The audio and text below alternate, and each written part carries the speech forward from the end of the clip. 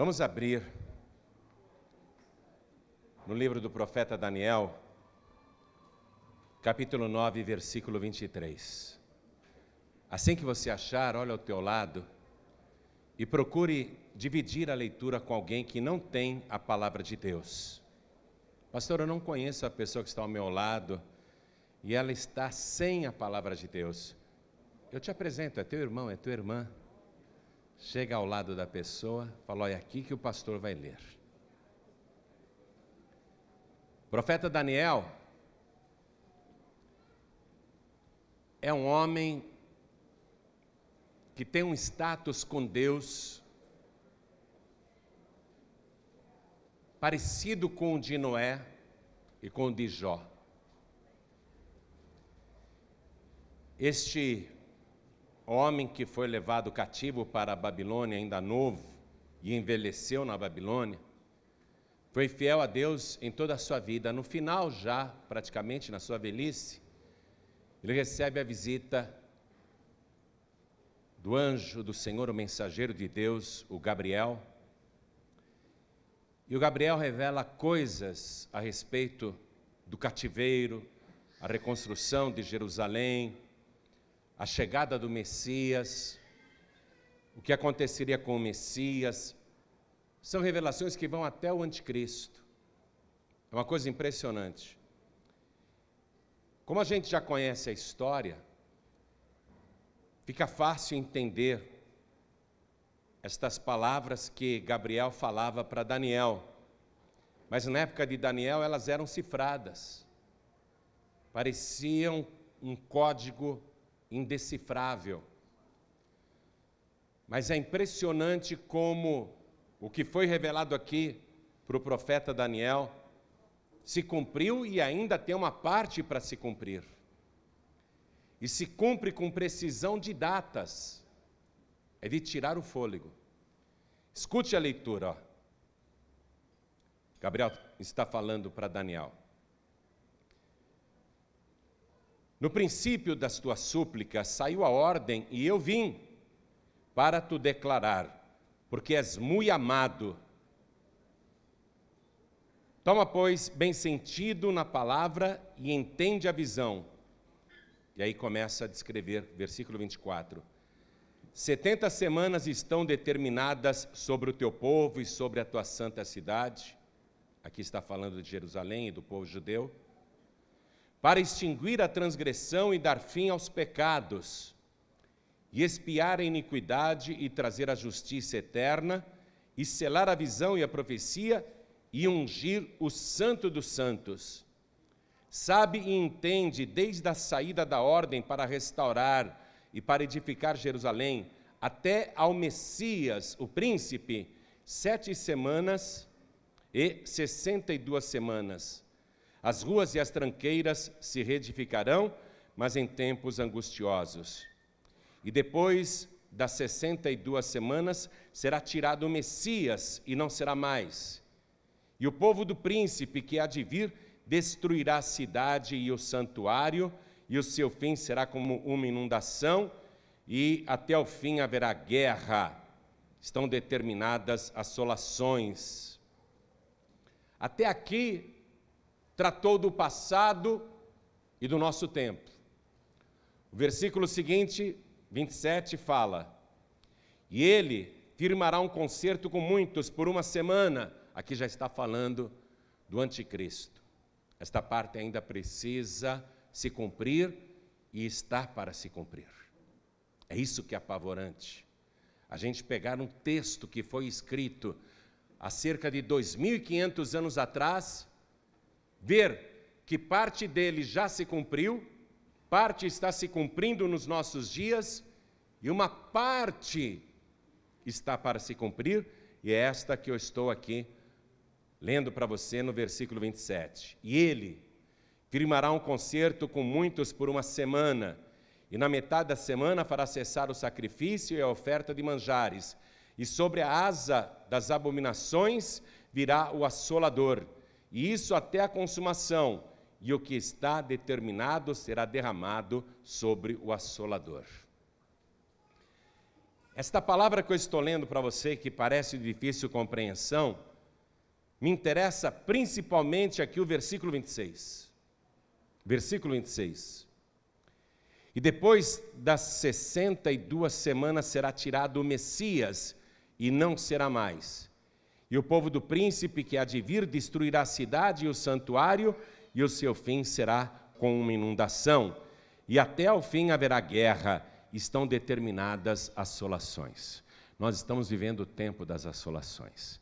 Eu vou ler mais uma vez este versículo e você repete em seguida. Vamos lá. E depois das 62 semanas será tirado o Messias e não será mais. E o povo do príncipe que há de vir destruirá a cidade e o santuário, e o seu fim será com uma inundação, e até o fim haverá guerra, estão determinadas assolações. Minha gente, nós voltamos agora de Israel, todo ano nós vamos lá.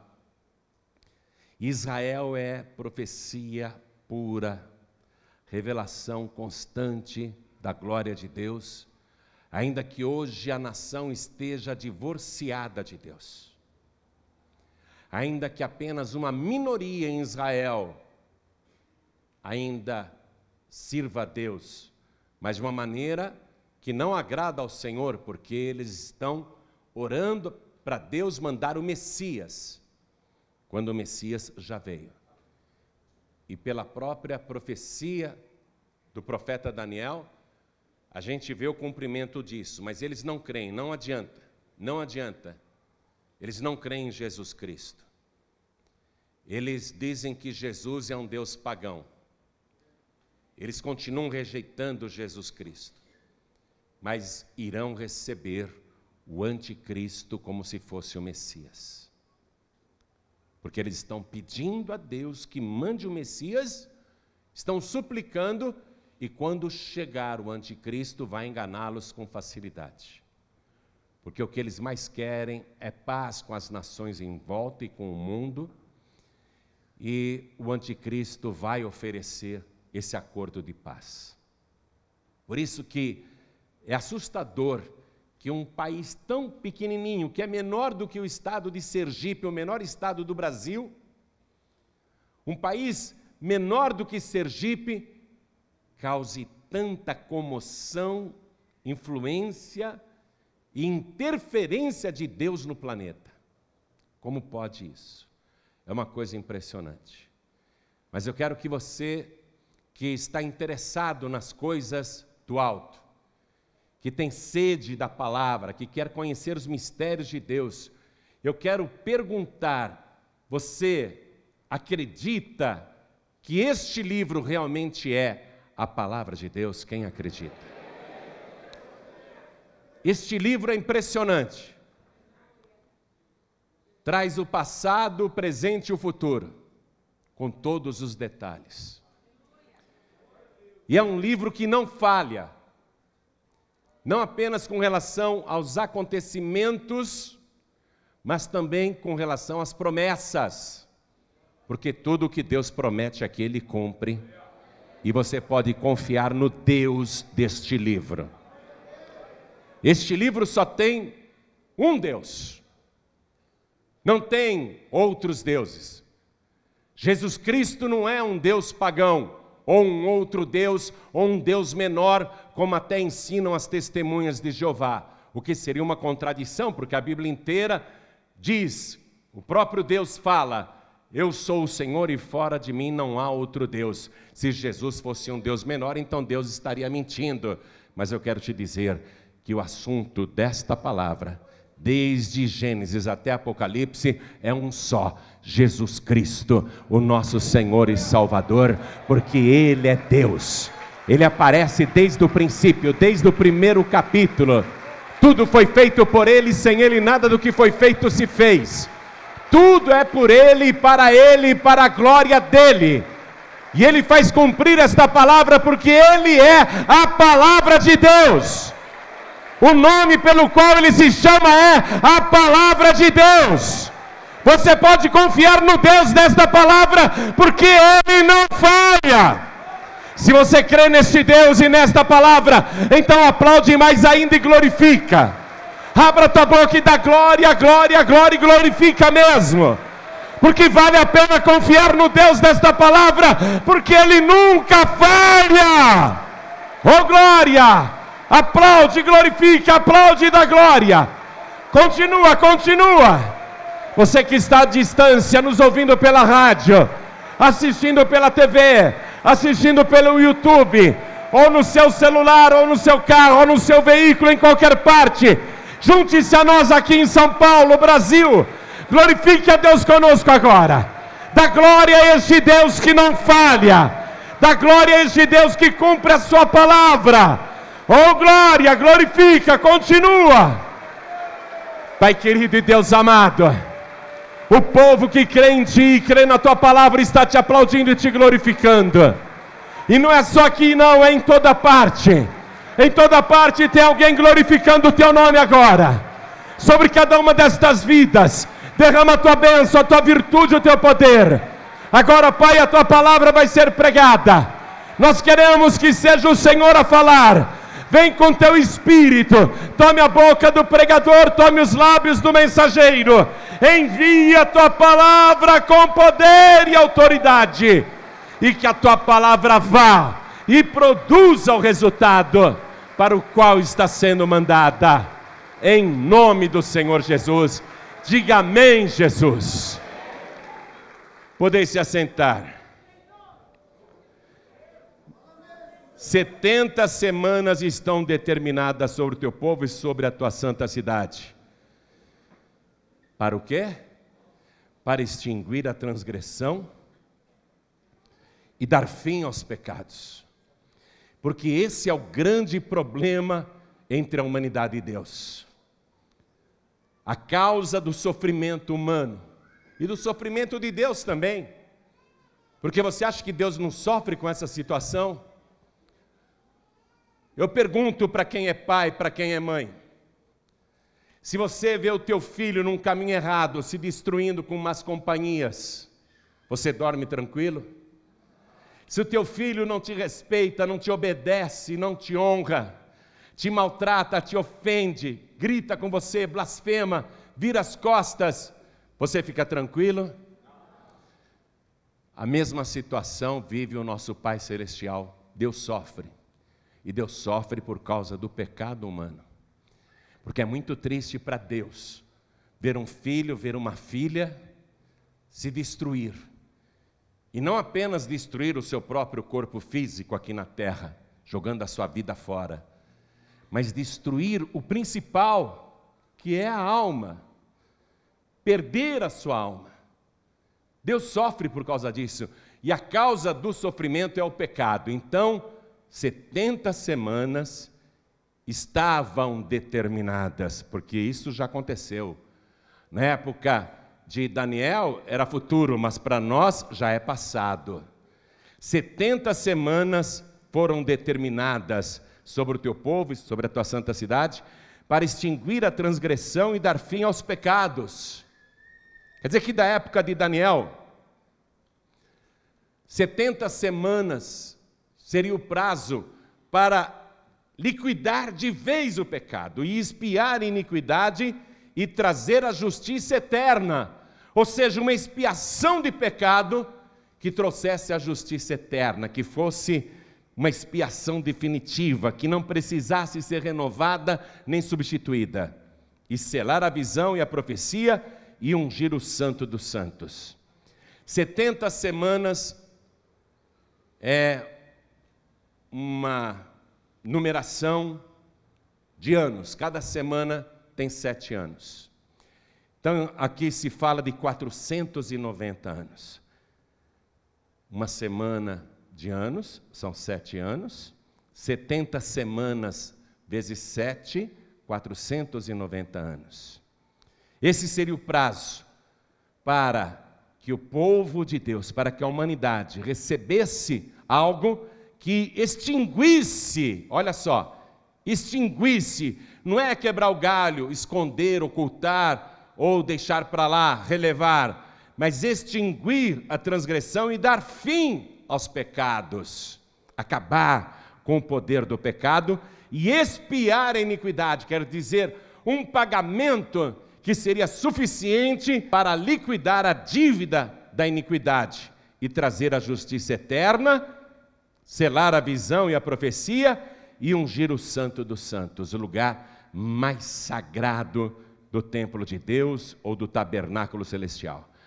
Aí no versículo 25 ele fala, sabe e entende, agora preste atenção, desde a saída da ordem para restaurar e para edificar Jerusalém, até ao Messias, o príncipe, 7 semanas e 62 semanas. Quanto que é 7 semanas mais 62 semanas? Hein, igreja? 69. Vezes 7, que cada semana de anos é composta de 7 anos. Quantos anos dá? Anote isso aí ao lado. Anote, porque é importante. 483 anos. Você sabe que a história da humanidade, ela é contada antes e depois de Cristo, não é? Então, nós temos, por exemplo, que Nabucodonosor destruiu Jerusalém no ano 586 a.C., aí o próximo ano que se conta, 585, 584, e vai reduzindo, até chegar ao ano 0, e aí começa o tempo da era cristã. Ano 0, ano 1, ano 2, ano 3 e assim por diante. Nós estamos no nosso século 21, então nós estamos numa contagem agora que é para frente, mas antes de Cristo a contagem é para trás. Então, aqui fala que 483 anos teriam de se passar entre a ordem para se restaurar a cidade de Jerusalém até ao Messias. Então, se você pegar esses 483 anos e voltar no tempo para o início da era cristã, vai ultrapassar o ano 0, avançar e vai até o ano 27 da nossa era. O ano 27 da nossa era. E aqui está dizendo que o Messias iria estar na terra no final desse prazo, o que deu na contagem o ano 27 da era cristã. Você deve ter ganhado o livro Jesus, não ganhou? Quem ganhou o livro Jesus aí? Aqui tem uma explicação, na página 13, sobre as datas aqui apresentadas. Eu quero que você leia isso em casa para entender. Você vai entender. O calendário gregoriano tem um erro grave, né? Isso já é reconhecido, inclusive, pelo Vaticano. O mundo todo sabe disso. Portanto, Jesus não nasceu no ano 0 da era cristã. Ele nasceu pelo menos uns 6 anos antes. Você sabe que Jesus Cristo morreu aos 33 anos de idade, não é isso? Você sabe que Jesus Cristo pregou nessa terra durante 3 anos e meio. Começou a pregar quando tinha 30 anos de idade. Então você vai ter que Jesus Cristo começa o seu ministério no ano 27 da nossa era. Lendo esse livro você vai compreender essa questão do cálculo.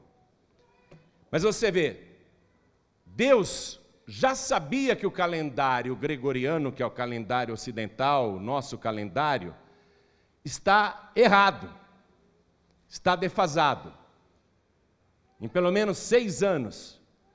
Porém, a profecia de Daniel, que foi escrita muitos anos antes da era cristã, ignorou totalmente esse erro de cálculo do calendário gregoriano e pôs a data correta. Olha aqui, o Messias, ele começa a pregar justamente no ano 27 dessa era, batendo com a revelação que Gabriel está falando aqui para o profeta Daniel. E aqui diz o seguinte,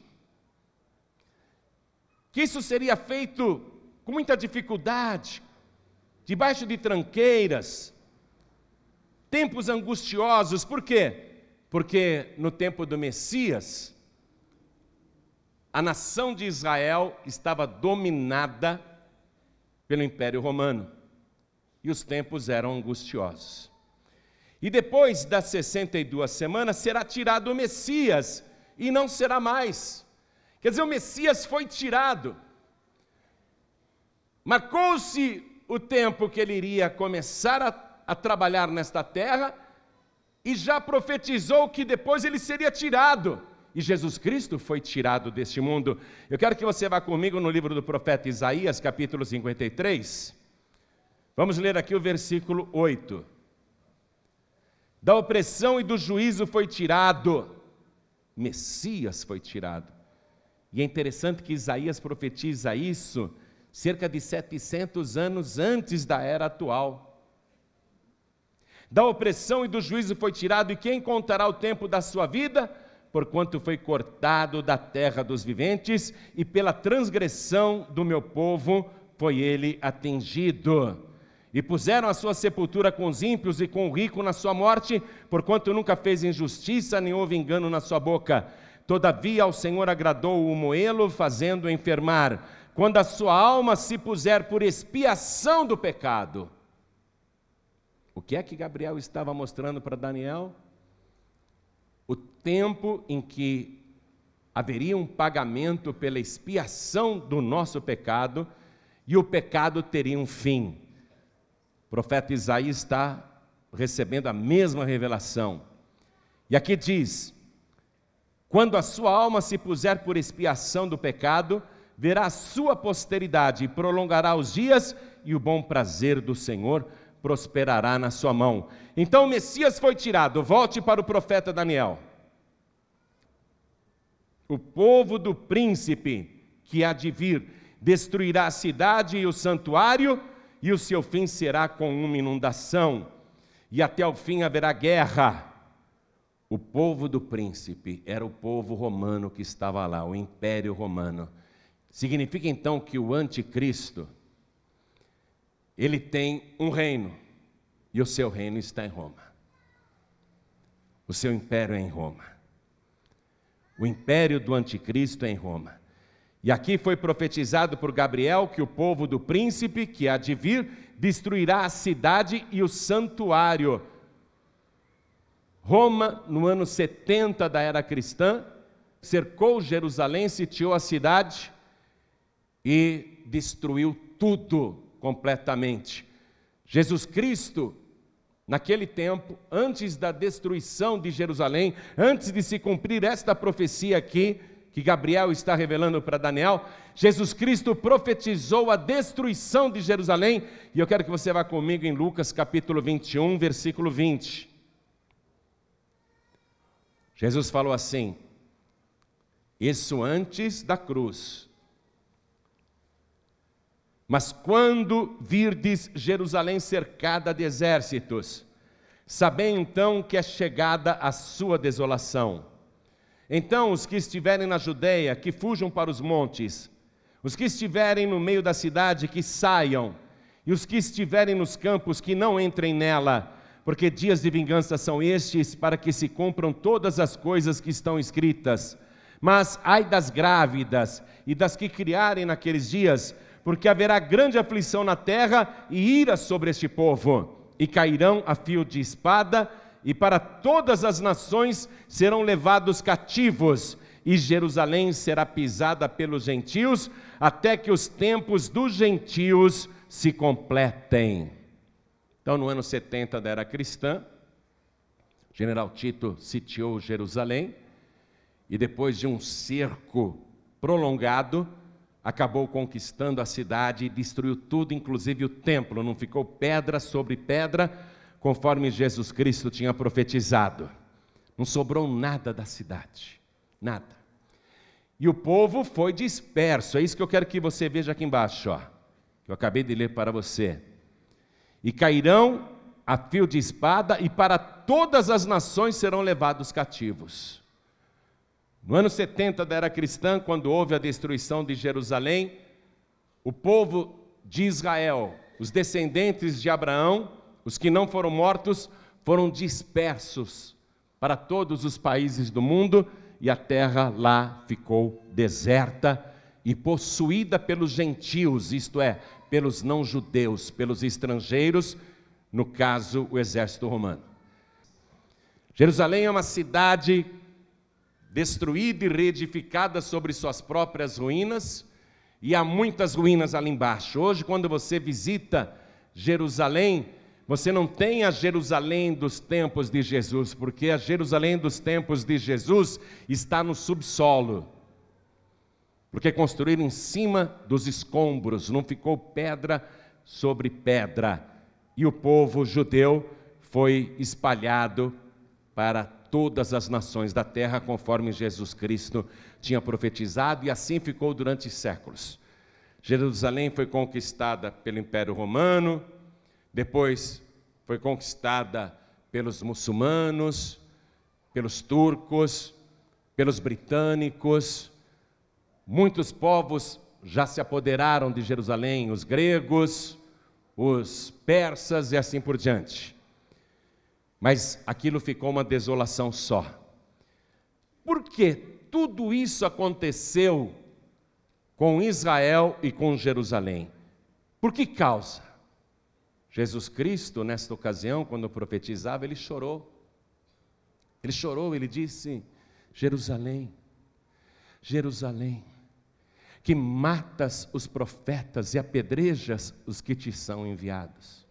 Quantas vezes quis eu ajuntar os teus filhos, como a galinha junta os pintinhos debaixo de suas asas, e tu não quiseste. Mas agora a tua casa ficará deserta, porque não conheceste o tempo da tua visitação.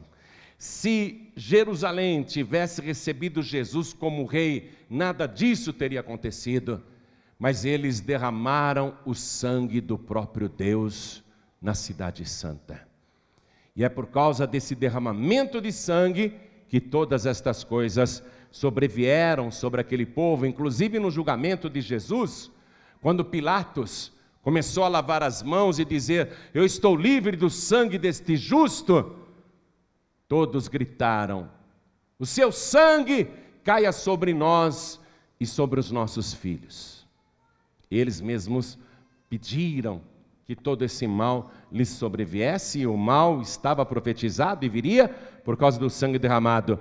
Então agora vamos lá em Ezequiel capítulo 36, versículo 18.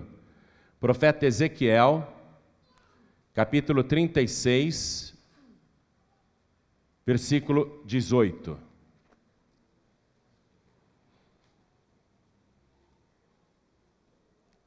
Deus falando: derramei, pois, o meu furor sobre eles, por causa do sangue que derramaram sobre a terra e dos seus ídolos com que a contaminaram. E os espalhei entre as nações, e foram espalhados pelas terras, conforme os seus caminhos e conforme os seus feitos, eu os julguei. E chegando às nações para onde foram, profanaram o meu santo nome, pois se dizia deles: estes são o povo do Senhor, e saíram da sua terra. Depois que os judeus saíram de Jerusalém no ano 70 da era cristã e foram espalhados pelo mundo, levantou-se contra os descendentes de Abraão um ódio mundial. E eles passaram a ser perseguidos em todo o mundo, perseguidos como nunca tinham sido perseguidos antes. E tudo isso estava profetizado também aqui em Ezequiel, por causa do sangue derramado. Mas Deus diz assim no versículo 21: mas eu os poupei por amor do meu santo nome, que a casa de Israel profanou entre as nações para onde foi. O mundo falava mal do Deus de Israel por causa dos descendentes de Abraão. Por causa do que eles fizeram, Deus acabou sendo blasfemado entre os povos. Versículo 22. Dize, portanto, a casa de Israel: assim diz o Senhor Yahvé: não é por vosso respeito que eu faço isto, ó casa de Israel, mas pelo meu santo nome que profanaste entre as nações para onde vós fostes. E eu santificarei o meu grande nome, que foi profanado entre as nações, o qual profanastes no meio delas. E as nações saberão que eu sou o Senhor, diz o Senhor Yahvé, quando eu for santificado aos seus olhos. E aí Deus faz uma profecia no versículo 24. E vos tomarei dentre as nações, e vos congregarei de todos os países, e vos trarei para a vossa terra. Deus estava dizendo: eu espalhei, mas um dia eu vou trazer vocês de volta.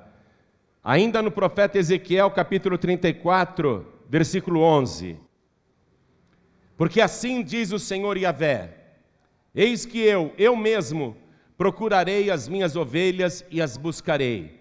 Como o pastor busca o seu rebanho no dia em que está no meio das suas ovelhas dispersas, assim buscarei as minhas ovelhas, e as farei voltar de todos os lugares por onde andam espalhadas, do dia de nuvens e de escuridão. E as tirarei dos povos, e as farei vir dos diversos países, e as trarei à sua terra, e as apacentarei nos montes de Israel, junto às correntes e em todas as habitações da terra. Em bons pastos as apacentarei, e nos altos montes de Israel será a sua malhada. Ali se deitarão numa boa malhada e pastarão em pastos gordos nos montes de Israel. Eu apacentarei as minhas ovelhas, e eu as farei repousar, diz o Senhor Yahvé. Então Deus está profetizando que depois de tudo que aconteceu, um dia Ele iria pessoalmente criar um movimento mundial para trazer de volta as suas ovelhas. Agora você vai ver uma revelação impressionante sobre isso, e muito atual, no livro do profeta Isaías, capítulo 60, versículo 8. É muito impressionante o que nós vamos ler agora. Aliás, eu vou ler desde o versículo 1 para você entender o contexto. Isaías capítulo 60. Levanta-te, resplandece, porque já vem a tua luz e a glória do Senhor vai nascendo sobre ti. Porque eis que as trevas cobriram a terra e a escuridão os povos, mas sobre ti o Senhor virá surgindo e a sua glória se verá sobre ti. E as nações caminharão à tua luz e os reis ao resplendor que te nasceu. Levanta em redor os olhos e vê, todos estes já se ajuntaram e vêm a ti. Teus filhos virão de longe e tuas filhas se criarão ao teu lado. Então o verás e serás iluminado, e o teu coração estremecerá e se alargará, porque a abundância do mar se tornará a ti, e as riquezas das nações a ti virão. A multidão de camelos te cobrirá, os dromedários de Midian e Efa, todos virão de Sabá, ouro e incenso trarão e publicarão os louvores do Senhor. Todas as ovelhas de Quedar se congregarão junto a ti, e os carneiros de Nebaiote te servirão. Com agrado subirão ao meu altar, e eu glorificarei a casa da minha glória. Agora vê o versículo 8. Quem são estes que vêm voando como nuvens, e como pombas às suas janelas? Como que um profeta que viveu há 2.700 anos atrás, aproximadamente, escreve esta pergunta no meio da profecia? Porque ele está tendo uma visão. Deus falou que iria trazer o seu povo de volta, de todos os países da terra, e ele tem uma visão, e ele diz: quem são esses que estão vindo de todas as partes, voando nas nuvens, e parecem pombas nas janelas? O que ele está descrevendo?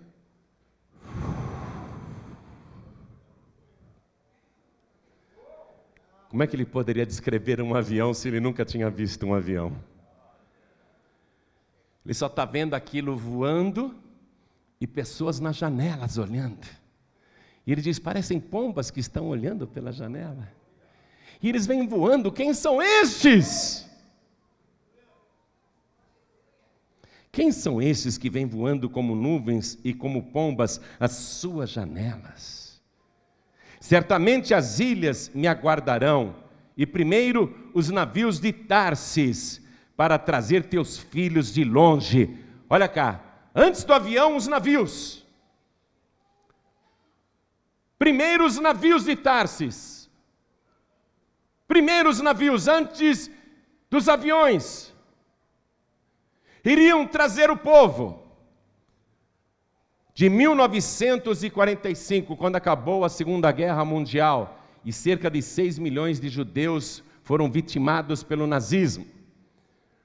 Os que sobreviveram e voltaram para a Europa eram mortos.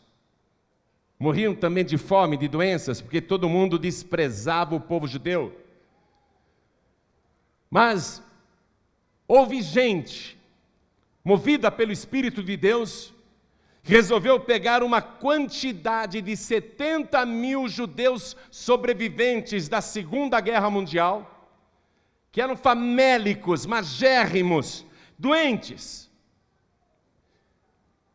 e resolveram colocar em 10 navios velhos e trazer 70 mil clandestinos de volta à Terra Santa, de 1945 a 1948. Esses 10 navios velhos, antes dos aviões, primeiros navios de Társis, começaram a trazer na surdina, em oculto, aqueles sobreviventes judeus. E por que eles traziam em oculto?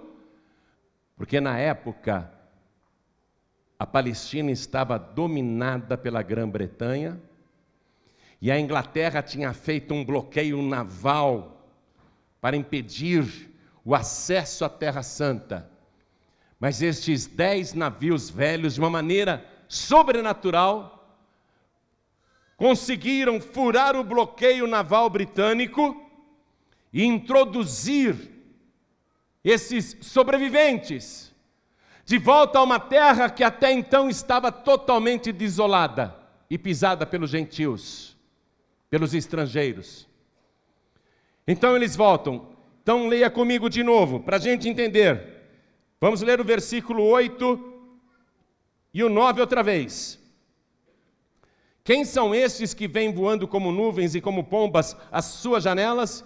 Certamente as ilhas me aguardarão, e primeiro os navios de Társis, para trazer teus filhos de longe, a sua prata e o seu ouro com eles, na santificação do nome do Senhor teu Deus e do Santo de Israel, porquanto te glorificou.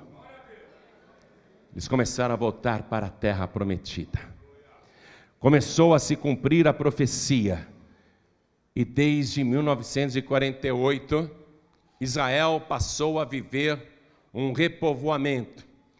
Quando os primeiros judeus chegaram ali, as nações árabes imediatamente atacaram aqueles colonos israelenses e, por milagre do século XX, milagres que você só vê no Antigo Testamento, aqueles colonos despreparados, famélicos, doentes, venceram todas as nações árabes em volta. E até hoje vive em estado de guerra. O que foi que eu li para você aqui no profeta Daniel? Vamos retornar lá? Eu li no versículo 26. E depois das 62 semanas será tirado o Messias e não será mais. E o povo do príncipe que há de vir destruirá a cidade e o santuário, e o seu fim será com inundação. E até ao fim haverá guerra. Estão determinadas as assolações. Israel é um país que vive em estado de guerra. Sair de Israel é relativamente fácil, entrar é muito difícil. As pessoas que vão conosco todos os anos para Israel sabem disso. A gente vai sair de Israel para ir para o Egito, é tranquilo. Mas quando a gente volta do Egito para retornar a Israel, o exército de Israel revista tudo. Pode ser uma senhorinha de 90 anos. Eles não querem saber. Toda a sua bagagem é revistada. E se eles desconfiarem de qualquer pessoa, a pessoa fica horas lá. Num desses anos que eu fui para Israel, tinha um pastor de outra igreja na nossa caravana. E ele estava com uma camiseta escrita em alemão, não sei o que estava escrito em alemão ali, mas com certeza aquilo não agradou o exército de Israel. E mesmo depois dele explicar que ele era um pastor brasileiro e a gente falar que ele era um pastor de Minas Gerais, ele ficou trancado numa sala e foi interrogado durante 4 horas. Por fim, mandaram ele tirar toda a roupa. Foi um interrogatório tão terrível, uma pesquisa tão cruel para ver se ele tinha qualquer coisa no corpo, que esse pastor fez xixi no chão, de tanto medo que ele ficou. Sabe por quê? Porque Israel, até hoje, é um país que está em guerra. É o exército mais poderoso do mundo. É o exército mais bem preparado do planeta. As mulheres ali servem o exército. Com 18 anos, elas têm de ficar 2 anos se dedicando ao exército. Sabem lutar, manejar armas, tudo. E os rapazes, com 18 anos, são obrigados a servir 3 anos. E depois que terminam os 3 anos, eles nunca são considerados reservistas como nós aqui no Brasil. Porque eles estão sempre preparados para a guerra. Porque até o fim haverá guerra. Esta é a palavra. Tudo está se cumprindo naquela parte do mundo. E eu vi em Israel o cumprimento desta palavra, onde Deus prometia trazer os filhos de longe. Esta última vez, quando nós chegamos no aeroporto de Tel Aviv, eu pensei que eu estava na rodoviária do Tietê. Pensei que eu estava na Praça da Sé na hora do rush. Falei, eu nunca vi tanta gente nesse aeroporto. Todos judeus que estão voltando do mundo inteiro. No dia seguinte, nós fomos para o nosso primeiro passeio cultural, o museu onde os cristãos ajudaram os judeus. Não estou falando de Roma não, porque Roma matou tantos judeus como Hitler matou também. Estou falando de cristãos verdadeiros. Um museu dedicado aos cristãos do mundo que ajudaram os descendentes de Abraão. E quando nós fomos para este museu, eu falei, que congestionamento é esse em Jerusalém? E todas as vezes que nós nos locomovemos em Jerusalém, em Israel, congestionamento. Sabe por quê? Está todo mundo do mundo inteiro, judeus do mundo inteiro, estão em pleno cumprimento desta profecia. Alguma coisa está para acontecer. Uma coisa muito séria está para acontecer. Eu tenho uma matéria aqui da revista Veja, que quando eu li, eu fiquei abismado. Passagem de ida para Tel Aviv.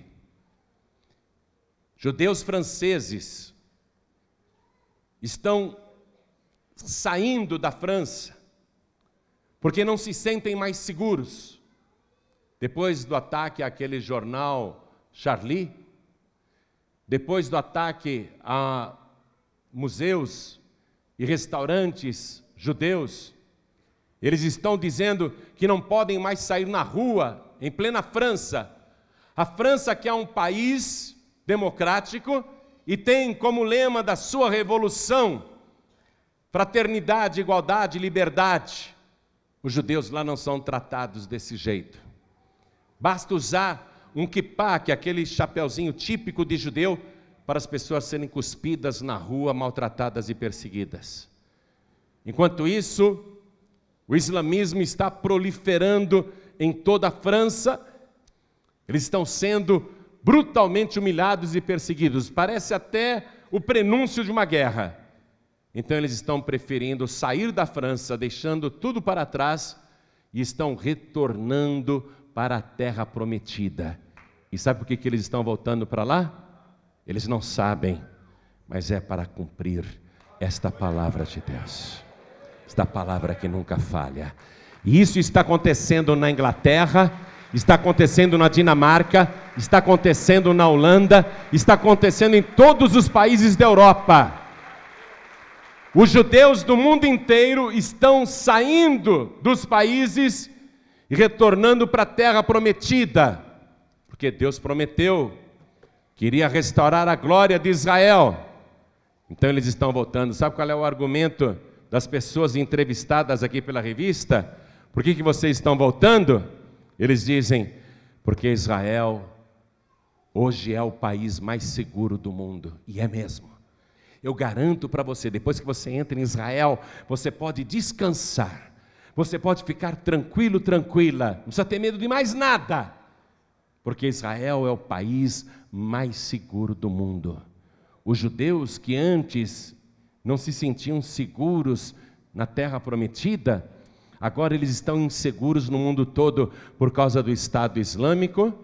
E o Estado Islâmico é radical, mas ele segue a doutrina de Maomé, e mesmo os muçulmanos, que nós podemos dizer são mais tranquilos, se eles seguirem o Alcorão, Maomé diz, matem todos que não são muçulmanos, e eles levam isso ao pé da letra. Nesses países dominados pelo Islã, os cristãos estão sendo assassinados. Judeus então nem se fala. A Arábia Saudita, que parece um país moderno, tenta abrir uma Bíblia na Arábia Saudita. Tenta falar de outra pessoa que não seja Maomé, lá na Arábia Saudita ou em qualquer país muçulmano. Mesmo os muçulmanos que não são tão radicais, na verdade, não fazem trégua. Ou você se torna muçulmano, ou você morre. Esse é o fim. É o fim. Ou seja, o Islã se multiplicou no planeta inteiro, está infiltrado em todo mundo e está radicalizando. E eles estão determinados a dominar o mundo. Já estão dominando a Europa. E a Europa democrática e banana não faz absolutamente nada. Vai dando liberdade, liberdade, liberdade, e eles vão aprontando cada vez mais. Porque um muçulmano, ele pode ter 10 esposas, e com cada esposa ele faz 10 filhos. O judeu e o cristão, coitado de nós, só pode ter uma mulher. E cada um de nós fala, um filho tá bom. 2 no máximo. Sabe o que vai acontecer? Vai ter mais muçulmano do que chinês no planeta. Mais do que indiano, não vai demorar muito. Mas a quantidade que eles já se multiplicaram é suficiente para iniciar uma perseguição que vai dar causa àquela guerra que está profetizada há muito tempo na palavra de Deus. Jesus profetizou. Jesus disse, vai chegar um tempo em que muitos vos matarão e julgará estar prestando um serviço para Deus. O Deus deles é Alá, a palavra Alá quer dizer Deus. E eles matam mesmo. Eles matam porque acham que estão fazendo um serviço para Deus. Esse é o cenário, amados. Vimos em Israel o Mar Morto, que está morto há milhares de anos, num processo de ressurreição. O Mar Morto está num processo de vida. Por que o Mar Morto tem que mudar e deixar de ser um Mar Morto para se tornar um mar de vida? Porque alguma coisa está para acontecer no planeta. Guerras, rumores de guerras, pestes, fomes, terremotos em vários lugares, desamor, violência, o mundo de pernas para o ar. Todos os valores da palavra de Deus estão sendo subjugados, desprezados. Tudo que a palavra de Deus estabelece para a sociedade, seja ela de qual credo for, os costumes estão sendo subvertidos. E o judiciário está aprovando tudo. Os nossos congressistas e também os congressistas do mundo todo estão aprovando tudo. Nesse momento pode-se tudo é permitido. legalizem todas as drogas, pratiquem o que quiserem, façam as uniões que quiserem, e as leis cada vez mais relaxadas. O mundo está de perna para o ar. As pessoas estão sendo assassinadas e mortas. A impunidade é total. Miséria, carestia, inflação, superpopulação, confusão espiritual, egoísmo, culto ao corpo, vaidade. Essa é a sociedade mais materialista de todos os tempos. Esta é a sociedade mais vaidosa de todos os tempos. A humanidade está preocupada só com a dieta, só com o exercício, com a academia, com o corpo, e as pessoas esqueceram o mais importante, que é a alma, é o espírito.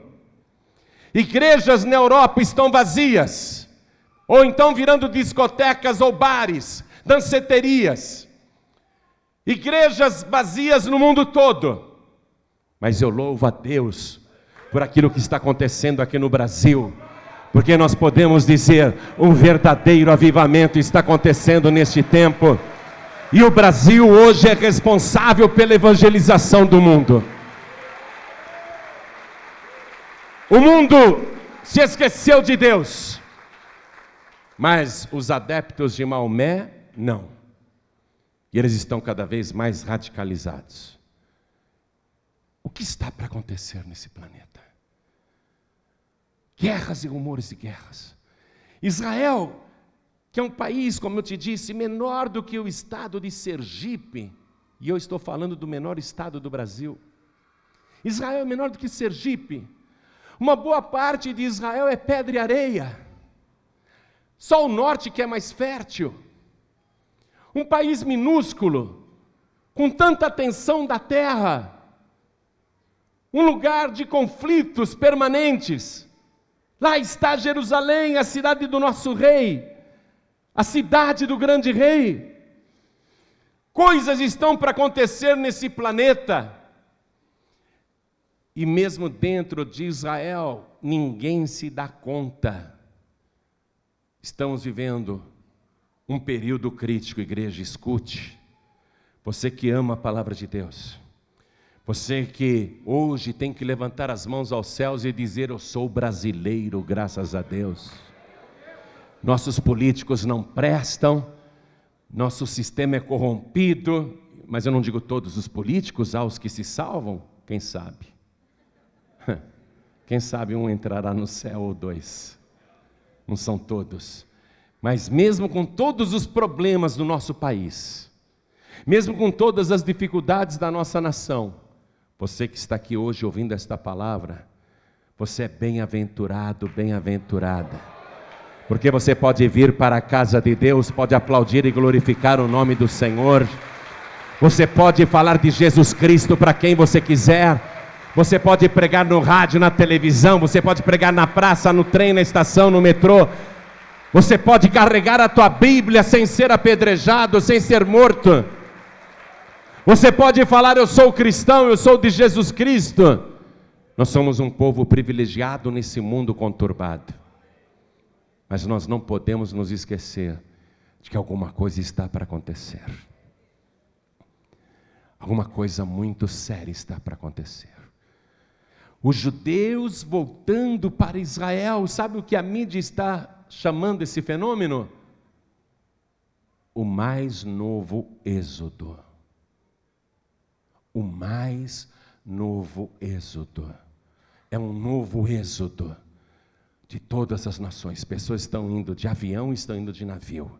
Estão indo de todos os modos para aquela terra. Porque hoje ali é considerado o lugar mais seguro do planeta. Deus está fazendo esse movimento. Mas há uma outra profecia sobre isto, que eles não sabem, poucos sabem. Quero que você vá comigo na primeira carta aos Tessalonicenses. Primeira carta aos Tessalonicenses. Já vou terminar esta mensagem. Primeira carta aos Tessalonicenses, capítulo 5.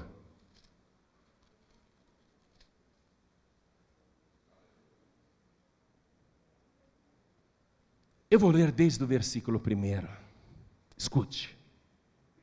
Mas, irmãos, acerca dos tempos e das estações, não necessitais que se vos escreva. Porque vós mesmos sabeis muito bem que o dia do Senhor virá como ladrão de noite. É isto que está para acontecer. O dia do Senhor virá como ladrão de noite. Algum ladrão avisa que vai assaltar? O ladrão diz para você: essa noite eu vou assaltar a tua casa, tá bom, às 3 da manhã? É assim que o ladrão faz? Ou ele te pega de surpresa, você ainda deitado na tua cama, hein? Você leva o maior susto. Graças a Deus nunca entrou um ladrão na minha casa. Mas eu fico imaginando, já pensou você deitado na sua cama e um ladrão te acorda com uma arma na cabeça?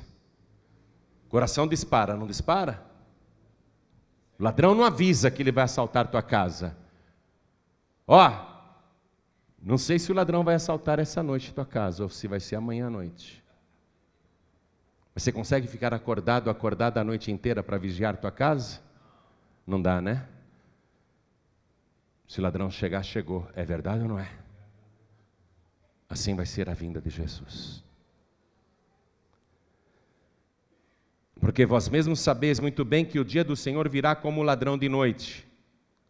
Agora escute. Sobre a questão de judeus do mundo inteiro estarem voltando para Israel. Esse êxodo deste século. Sobre eles falarem que Israel é hoje o país mais seguro do planeta.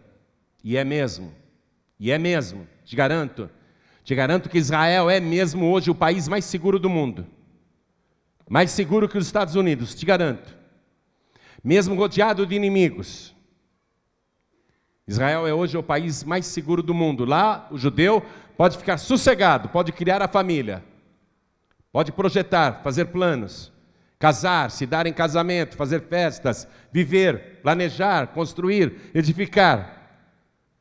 Mas aqui diz assim no versículo 3 a profecia: pois que, quando disserem a paz e segurança, então lhes sobrevirá repentina destruição, como as dores de parto àquela que está grávida, e de modo nenhum escaparão.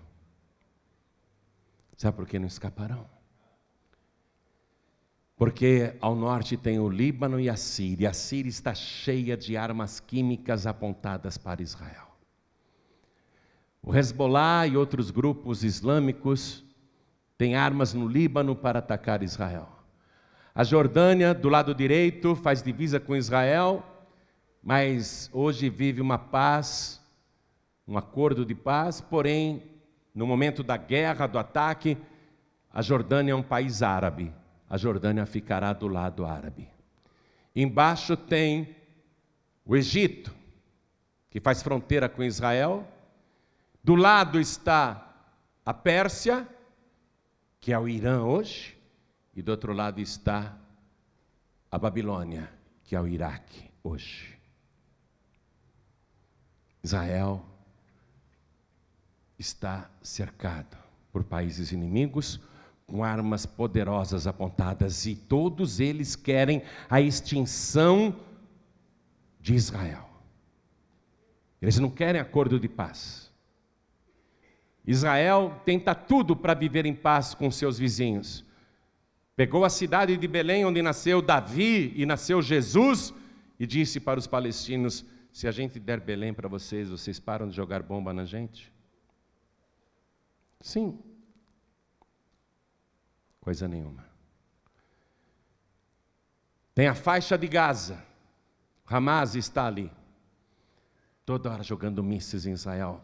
Só que a faixa de Gaza fica dentro de Israel. Vê se você entende isso. É como se fosse o estado de Mato Grosso, mais ou menos na mesma posição. Na mesma posição do estado do Mato Grosso aqui no Brasil, assim é a faixa de Gaza dentro de Israel.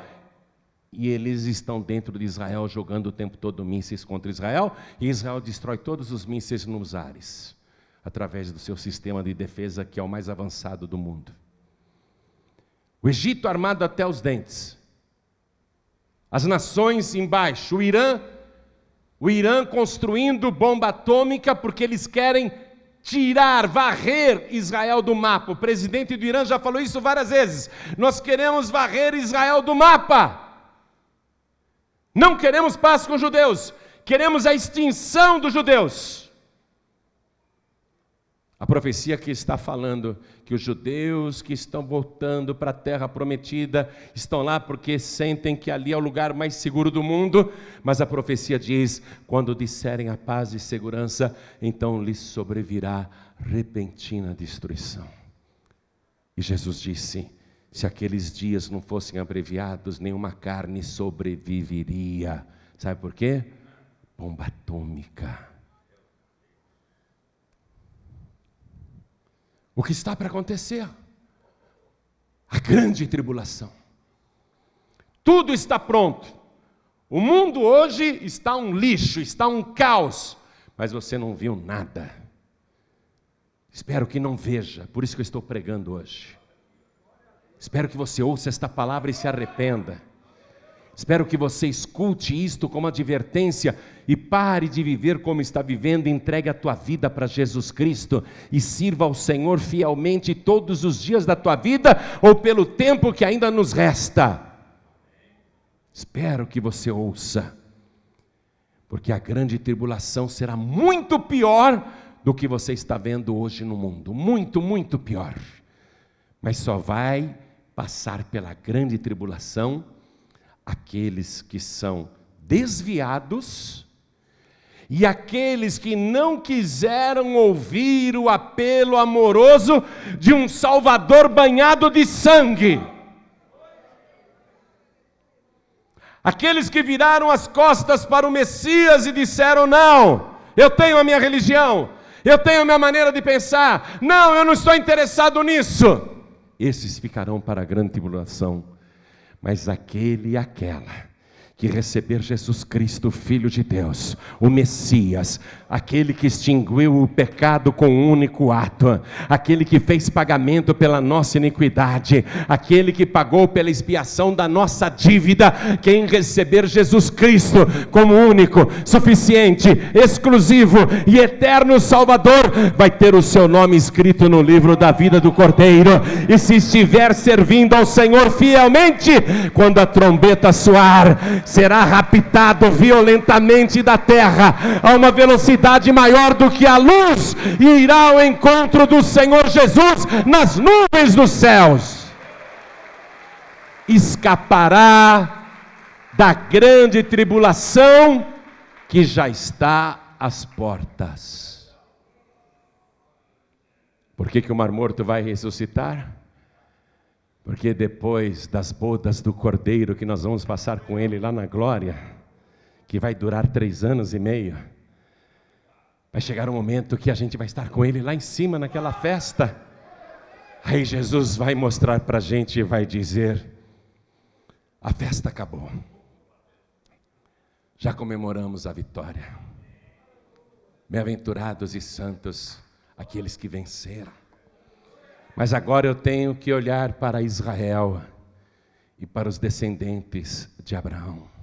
Abraão, meu amigo, eu sou judeu, eu nasci como judeu, Jesus é judeu. Eu tenho que olhar pelos meus irmãos israelitas que estão lá. E quando Jesus mostrar, nós poderemos ver de lá de cima bombas caindo no território de Israel. Bombas, bombas, destruição, parece que o fim chegou.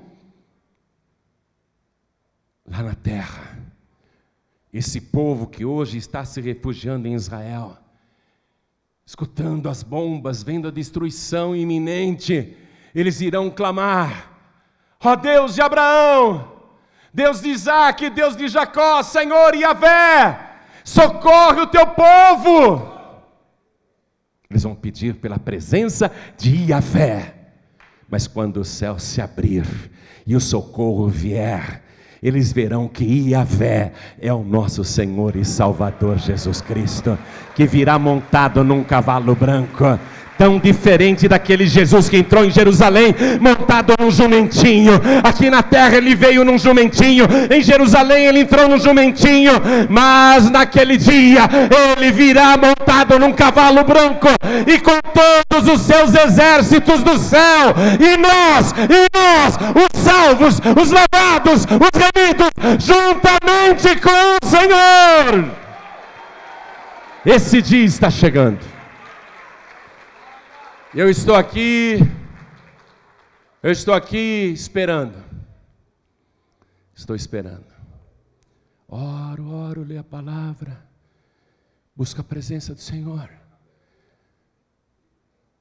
Porque eu sei que aquele dia está próximo. Eu tenho que ouvir a trombeta soar. Você tem que ouvir a trombeta soar. Para você ouvir a trombeta soar, os teus ouvidos têm de estar purificados pelo sangue de Jesus. Você tem de ter ouvidos espirituais e não ouvidos carnais. Você tem que consagrar o teu ouvido, não para as coisas do mundo, não para as músicas do mundo, não para as piadas do mundo, não para as sujeiras do mundo, mas consagrar o teu ouvido, primeiramente, para ouvir a palavra de Deus. E com o ouvido espiritual, você escutar a trombeta que vai soar. Se você estiver servindo ao Senhor, mesmo dormindo, você escutará a trombeta soar. Eu não posso vigiar a minha casa a noite inteira para o ladrão não entrar. Chega uma hora eu pego no sono, mas Jesus virá como ladrão de noite. Eu poderei estar dormindo, mas o meu ouvido é espiritual.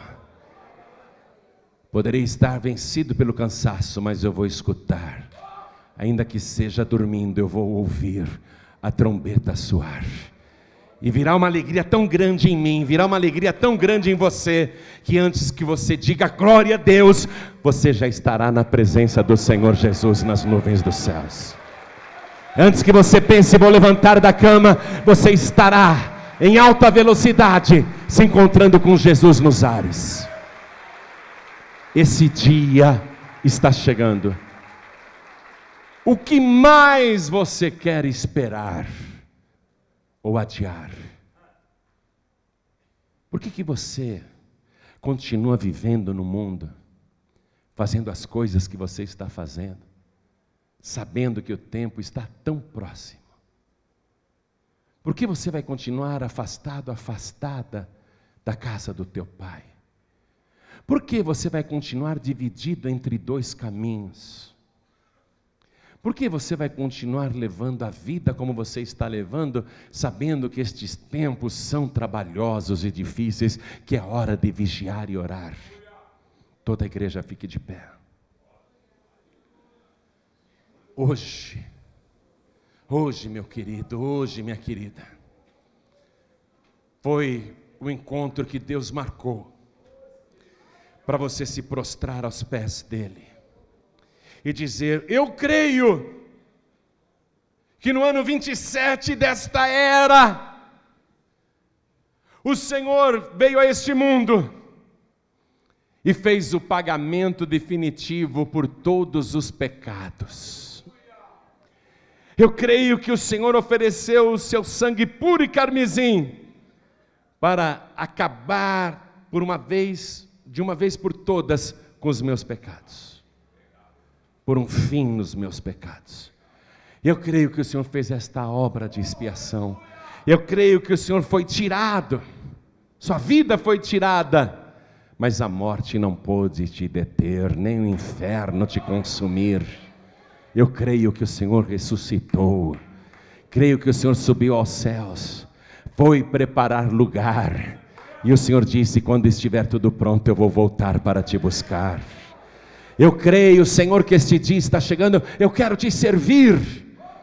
Hoje foi o encontro que Deus marcou, para você se lançar aos pés de Jesus, pedir perdão por todos os pecados e dizer: Senhor, a partir de hoje, eu vou te amar e te servir com todo o meu coração, com toda a minha alma, com todo o meu entendimento e com todas as minhas forças. Mas se você quiser ignorar essa oportunidade, eu choro muito por você, Deus sofre muito por você. Deus sofre muito por tua causa. Por isso que quando um pecador se arrepende, Jesus disse que tem festa nos céus. Os anjos de Deus cantam e dançam. Há alegria na sala do trono. Mas se você virar as costas, vai escorrer uma lágrima na face do Pai. Como eu queria que esse meu filho viesse para mim. Como eu gostaria que esse filho me ouvisse, que essa filha me ouvisse. Se você não vier, Deus vai lamentar muito. Mas se você vier, que alegria que será. Que alegria. Está com você agora a decisão.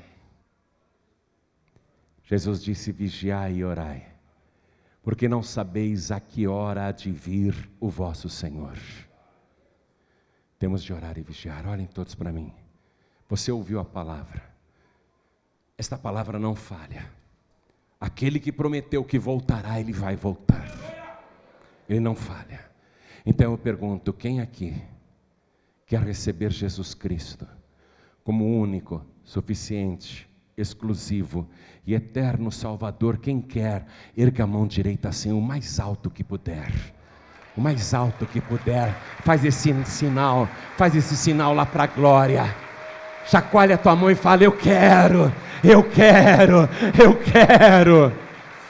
Oh glória, todos que ergueram as mãos, em nome de Jesus, saiam dos seus lugares, peçam licença para a multidão e venham aqui para frente. Igreja, vamos nos alegrar, vamos aplaudir, vamos glorificar, porque nesta hora também os anjos de Deus estão cantando, estão glorificando, estão dançando, está tendo festa no céu, por cada vida que está chegando aqui na frente agora. Vamos aplaudir mais, igreja. Olha quanta gente que está vindo, vamos glorificar mais. Vamos aplaudir mais, igreja, olha que coisa linda. Oh glória, vamos aplaudir. Oh glória. Isso, venha, venha, venha, venha, venha. Filho pródigo, filha pródiga, você já conhece a palavra? Vai continuar aí no seu lugar? Você vai ficar para a grande tribulação. Filho pródigo, filha pródiga, vem aqui para frente em nome de Jesus, vem já. Sai do teu lugar e vem já. Você que está sem igreja, vem já. Você que faz tempo que não toma santa ceia, vem já. Você que está afastado, afastada, vem já. Escape, escape, escape enquanto é tempo. Corra, corra, corra enquanto é tempo. Vamos aplaudir e glorificar. Olha quantos filhos pródigos voltando para a casa do Pai. Oh glória!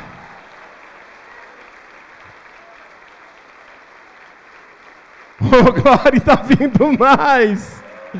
Está vindo um monte. Jesus está voltando mesmo, igreja. O Espírito de Deus está se derramando na terra. Meu Deus.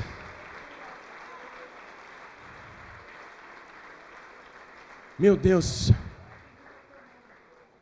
Eu quero chamar só mais um tipo de pessoa. Você que está fraco, fraca na fé e vacilando. Está sem forças. Não tem mais vontade de orar. Não tem mais vontade de ir à igreja. Faz tempo que não jejua.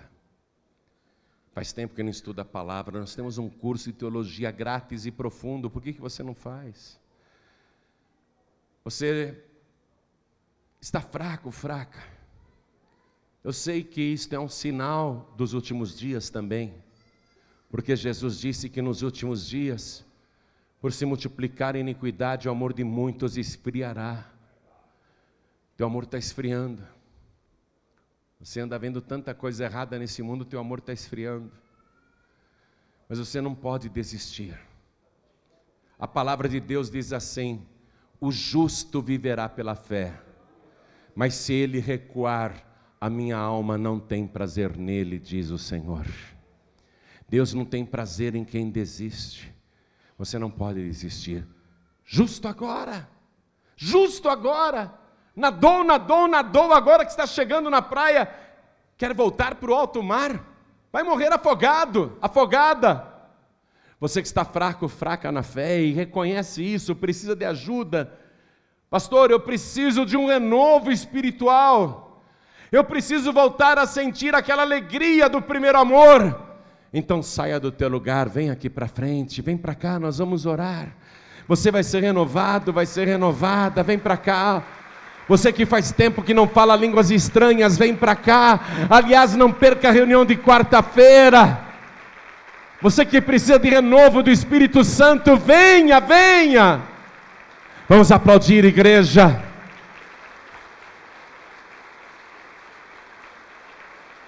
Enquanto essas pessoas estão vindo, quero falar com você que está assistindo esta mensagem na TV, no YouTube, ou então algum pregador do telhado copiou o DVD e disse: assista isso aqui, e te deu esse DVD.